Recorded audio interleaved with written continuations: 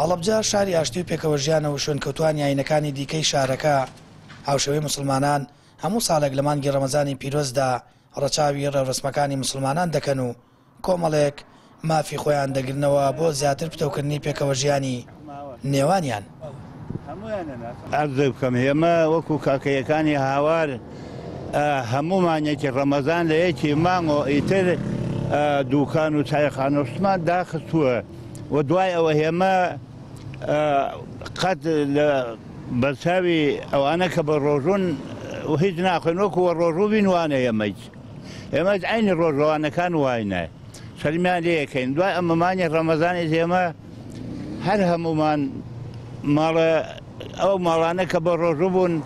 ئەگەڕێن لە ماڵیان و جەژنە باریکان لێ لەکەین و احترامیان ئەگەین و ئەرکامیان بە ڕۆژوو بووە زۆر خۆشمانوێ و خۆشەویستە لە لامان. ئێمە لە زمانەی دایهەوا و بایهەوایە و مشترەکی لەم منتەقە تەیۆڵەیە گریانەیە بۆی نییە ئەوەی لێیە دوو هەر وەکو یەک واینێ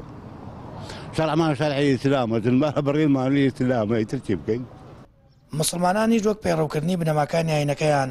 زیاتر جەخت لە پێکەوەژیان دەکەنەوە لەگەڵ پێکاتە ئاینەکانی دیکە و ڕێز لە بۆ نەو جەژنە تایبەتەکانی ئەوان دەگرن. ئەمەش پەیوەندیە کۆمەڵایەتەکانی نێوانیان زیاتر پتەو کردووە. ئێمە سەرجەم ئەو بۆنە ئاینیانی کە هەمان وەک مانگی پیرۆزی ڕەمەزان و هەروە هەردوو جەژنەکە کە لەگەڵیانە ژیاوین بە تایبەت من خۆم کە سەرپەرشتیارێکم لەگەڵ کۆمەڵێک برای سەرپەرشتیاری کاکەیە کە ژماریان 5 بۆ 6 سەرپەرشتیار ئەبێت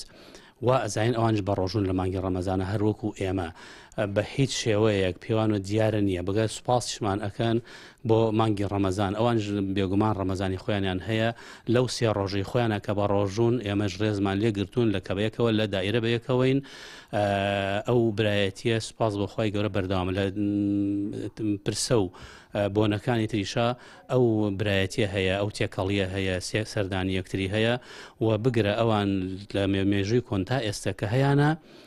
گرفتێک دروست نەبوو لە نێوان ئەوان و مسلمانان لە پارێزگای هەڵەبجە. بە درێژایی مێژووی پێکەوە بوونیان مسلمانان و شوێنکەوتوانی ئاینەکانی دیکە بە تایبەتیش کاکەیەکان لە هەڵەبجە ڕوبەڕووی هیچ کێشە و گرفتێک نەبوونەتەوە. ڕێزگرتن و ڕەچاوکردنی تایبەتمەندەکان یەکتری وای کردووە لە جەژن و بۆنەکاندا یەکتری بەسەر بکەنەوە.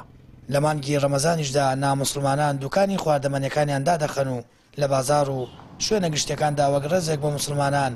خۆیان لە خواردن بە دوور دەگرن. سامان فەتاح کەناڵی ئاسمانی پەیام هەڵەبجە.